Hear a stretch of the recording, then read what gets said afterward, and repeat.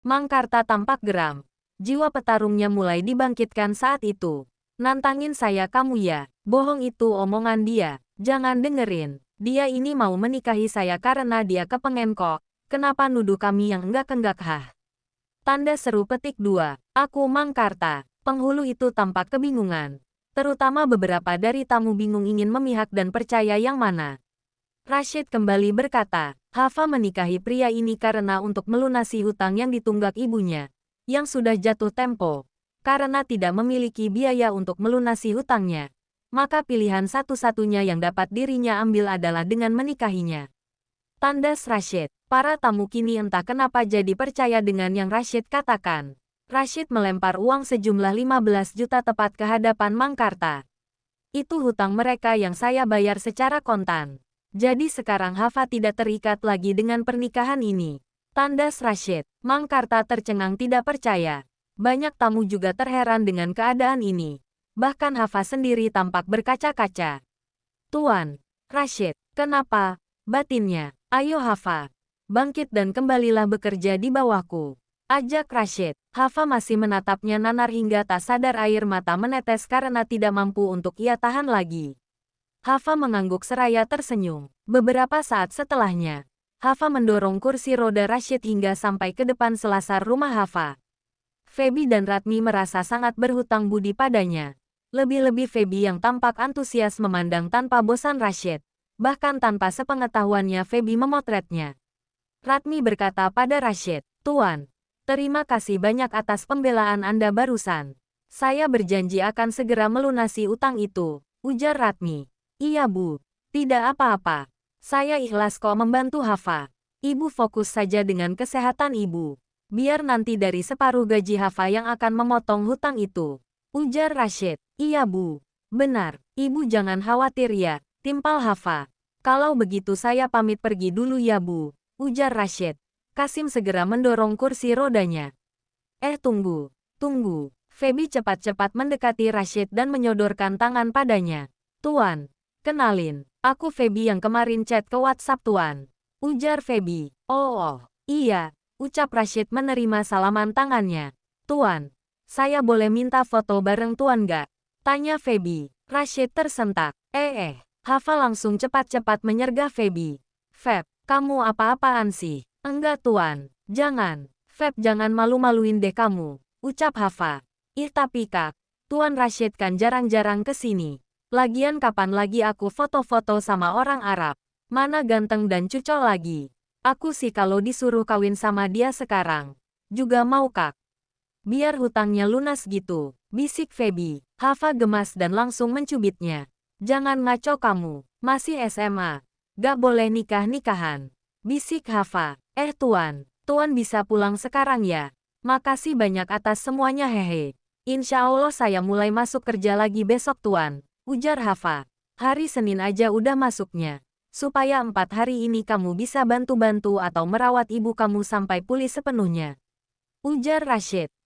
Emang enggak apa-apa Tuan? Tanya Hafa. Iya enggak apa-apa. Kenapa memangnya? Kamu mau perkataannya saya tarik lagi? Tanya Rashid. Enggak Tuan hehe. Ya udah saya masuk hari Senin nanti, ucap Hafa. Tiba-tiba Feby curi kesempatan dengan mendekatkan dirinya ke sebelah Rashid dan potret. Ia senang bukan main saat itu bahkan sampai jingkrak-jingkrak. Ye, dapat juga hahaha. Tawa Feby. Hafa menggeleng. Ia merasa tidak enak dengan pria Arab itu.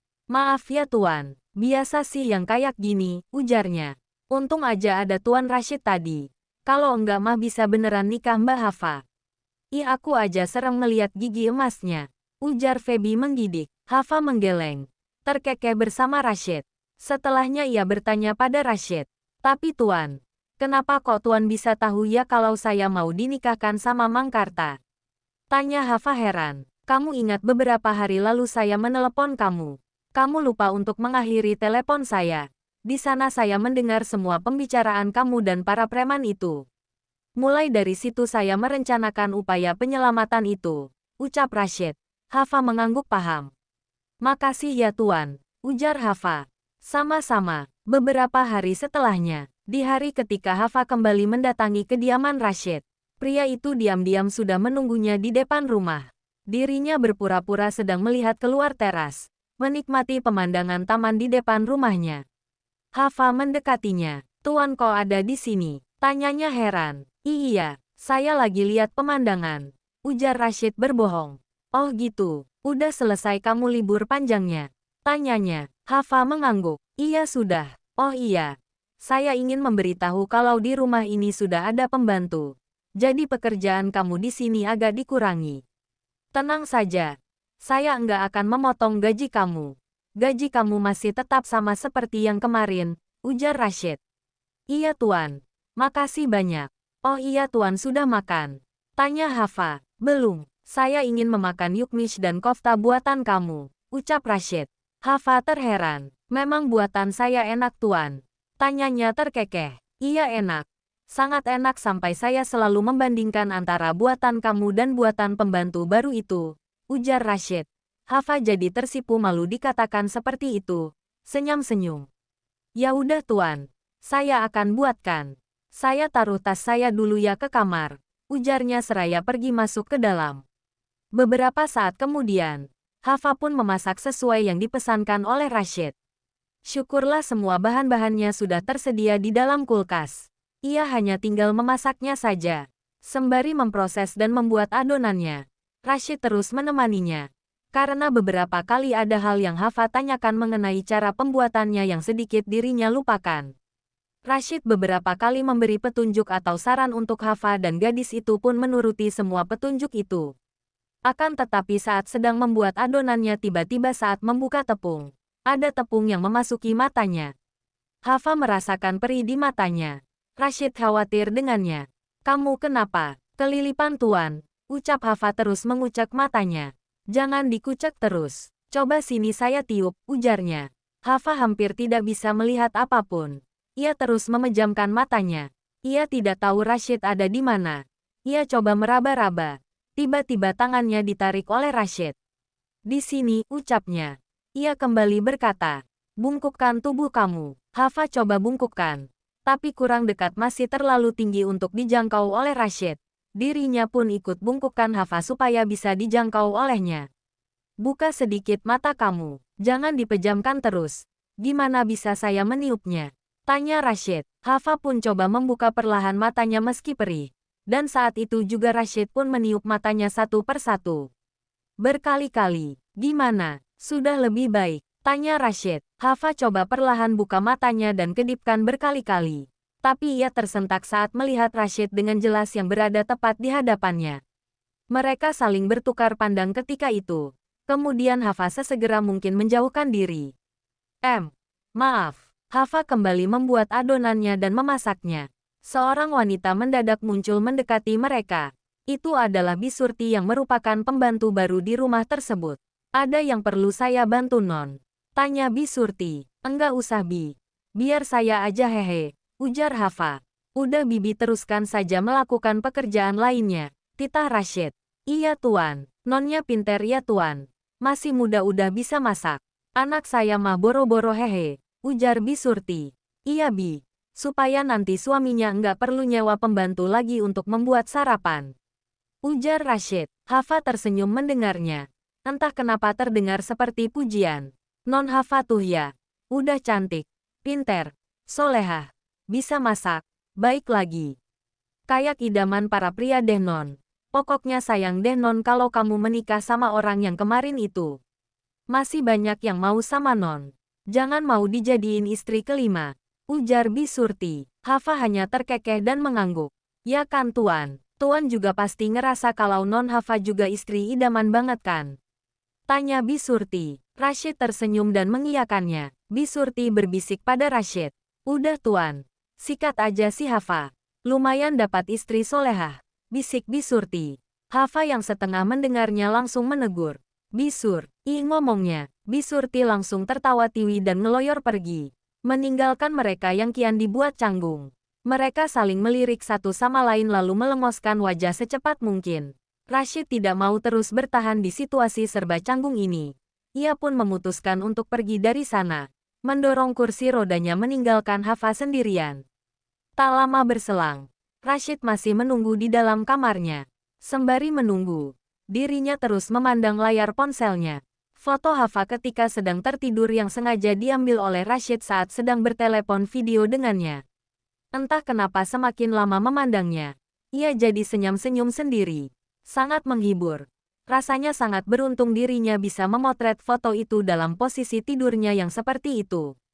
Tapi semakin lama memandangnya, mendadak perkataan Bisurti menggema di kepalanya. Perkataan yang menyudutkan kalau Hafa adalah sosok wanita idaman para pria. Entah kenapa pandangannya yang semula ceria menatap foto kini jadi berubah teduh dan terkesan serius. Tiba-tiba Hafa masuk dan langsung membuat Rashid tersentak.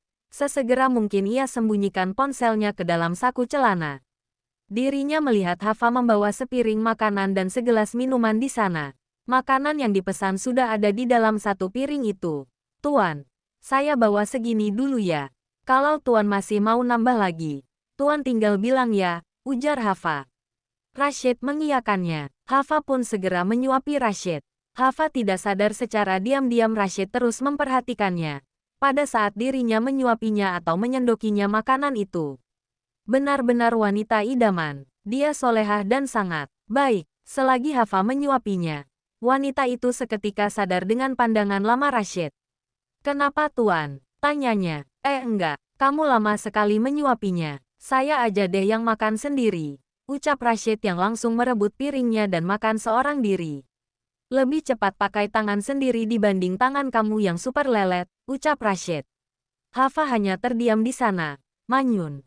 Rashid terus menyuapnya. Ia terlihat cukup lapar saat itu. Hafa terus terdiam melihatnya memakan hampir separuh hasil masakannya itu tanpa memakan sebutir nasi pun. Rashid, kamu bawa makanan seperti ini satu piring lagi.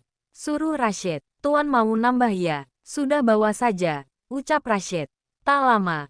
Hafa pun kembali lagi ke dalam kamarnya dengan membawa satu piring berisi makanan khas Timur Tengah itu tanpa ada nasi.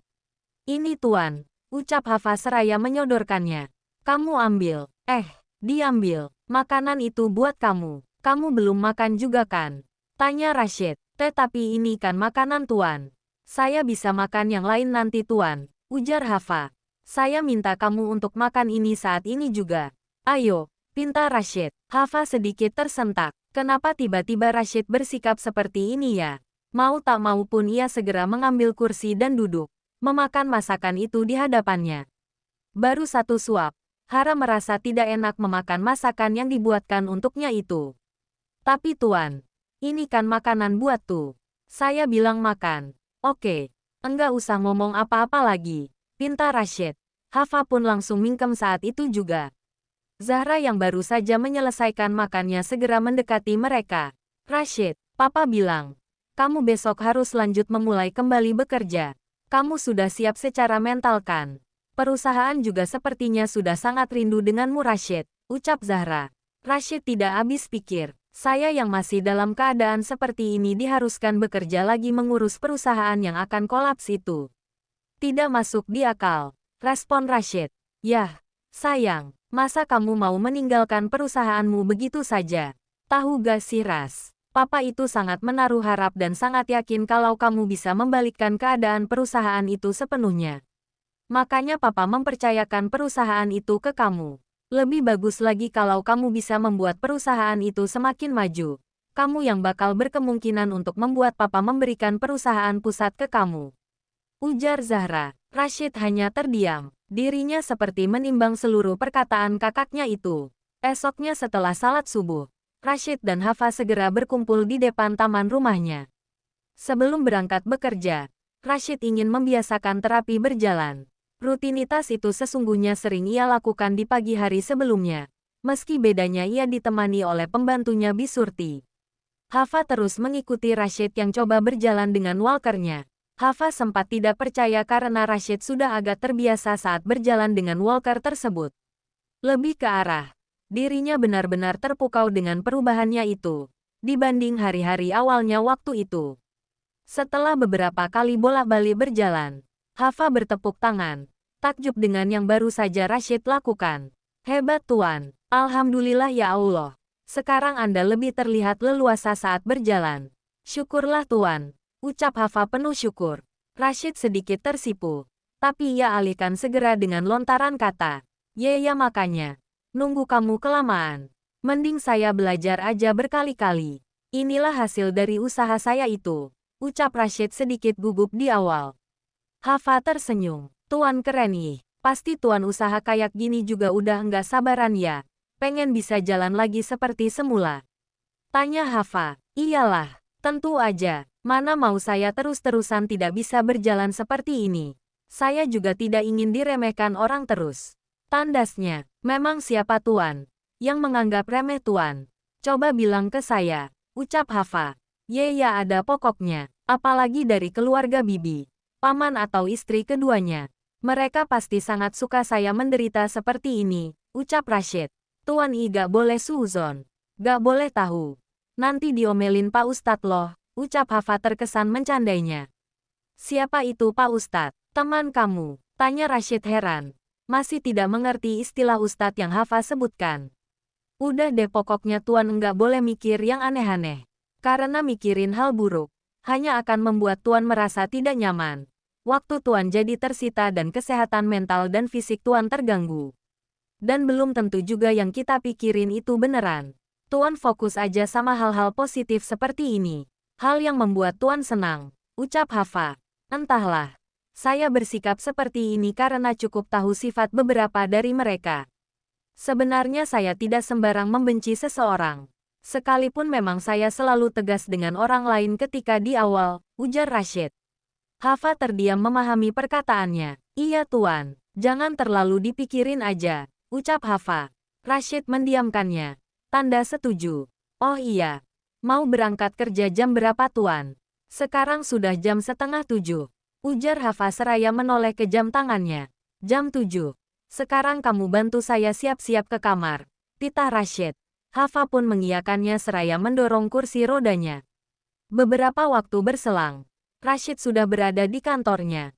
Ditemani oleh Kasim yang belakangan selalu disibukkan waktunya untuk mengurus pekerjaan maupun perusahaannya sepeninggal Rashid yang tidak kunjung kembali ke perusahaan itu.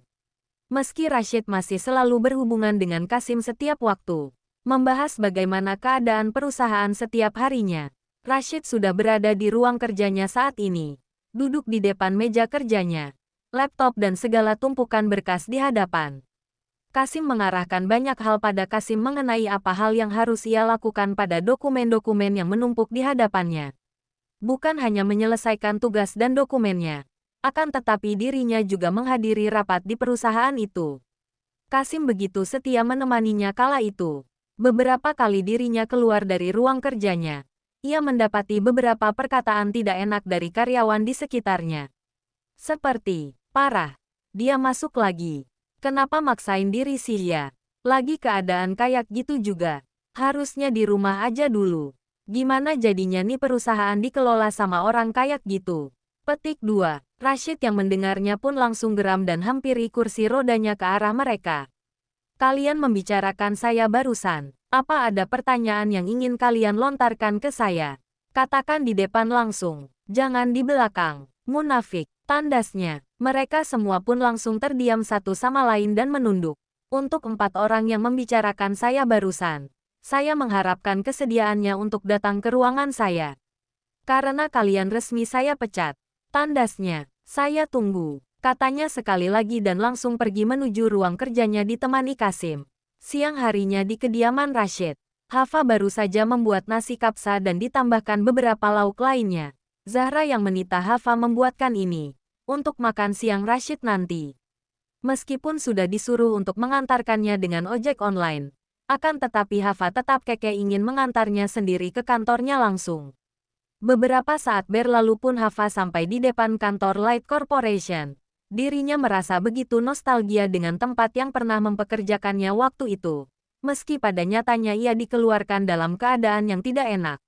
Hava segera masuk ke dalam kantor itu dan temukan resepsionis. Ia menanyakan di lantai berapa ruang kerja Rashid. Setelah tahu jawabannya, Hava pun segera pergi dari sana dengan membawa sebuah kartu akses untuk membuka tiap pintu yang terkunci. Lantai ruang kerja Rashid ada di lantai 18. Hava segera masuk lift dan tekan tombol 18 serta tombol tutup pintu. Lalu serentak pintu pun tertutup. Entah kenapa saat berjalan menuju ruang kerja Rashid, Hafa seperti mendengar bisikan orang-orang di sekitarnya seolah membicarakannya di belakang. Hafa dengan cepat menyadari kalau mereka mungkin cukup terkejut jika dirinya yang semula sempat jadi bahan pembicaraan dan sasaran bulian waktu bekerja di perusahaan itu dan langsung dipecat kini kembali lagi muncul ke hadapan mereka. Tentu saja mereka sangat kepo dengan kedatangannya ke sana. Mereka bahkan kaget saat melihat Hafa berdiri di depan ruang kerja Rashid, mengetuk pintunya dan izin masuk ke dalam ruang kerjanya. Rashid sendiri cukup kaget saat melihat Hafa tiba-tiba muncul di sana. Kamu, ngapain ke sini? Itu apa? Tunjuk Rashid ke arah tas tenteng yang dibawa Hafa. Ini bekal makanan favorit Tuan.